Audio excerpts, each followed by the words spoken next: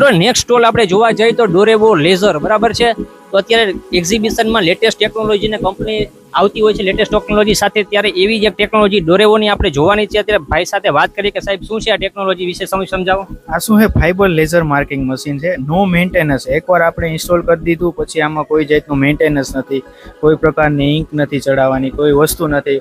સીધું plug and play, સીધું તમારી પ્રોડક્ટ ઉપર તમારું બ્રાન્ડિંગ થઈ જાય છે. કોઈ બી પ્રકારનું મટીરિયલ હોય, બ્રાસ હોય, એસએસ હોય, ગમે એ પ્રકારનું મેટલ હશે, ગમે એમાં તમારું બ્રાન્ડિંગ થઈ જશે અને કોઈ બી કોસ્ટ નથી આવતી. ખાલી ઇવન લાઇટ બિલ જે આવે છે એ જ આવે છે અને એ બી 2 કલાકે 1 યુનિટ જેટલું પાવર કન્ઝપ્શન છે. બરાબર. આના માટે કોઈ પ્રોગ્રામર રાખવાની જરૂર કે જાતે જ કરી નહીં, શકાય? જાતે જ કરી શકે. કોઈ પ્રોગ્રામર કે કાંઈ વસ્તુની જરૂર નથી પડતી. યુઝર ફ્રેન્ડલી સોફ્ટવેર આવે.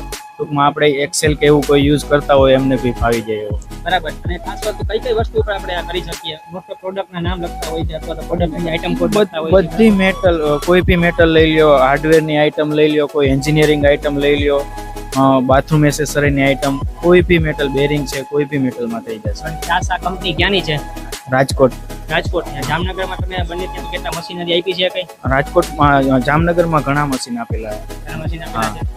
તો મિત્રો આપણે જોયું અત્યારે લેટેસ્ટ ટેકનોલોજી સાથે કંપની આવતી હોય છે. અત્યારે એમ કહેવાય કે બ્રાન્ડિંગ ખૂબ મહત્વનું થઈ ગયું છે. એવી જ રીતના તમે જોઈ શકો છો કે અહીંયા કોઈ પણ જે એસેસરીઝ છે કે જે આઇટમ છે એની ઉપર ડિઝાઇન કરવામાં આવી છે અને કોઈ પણ જાતનું આમાં મેન્ટેનન્સ નથી. ખાસ વસ્તુ તો એ છે. તો ખૂબ સરસ વાત છે સાહેબ.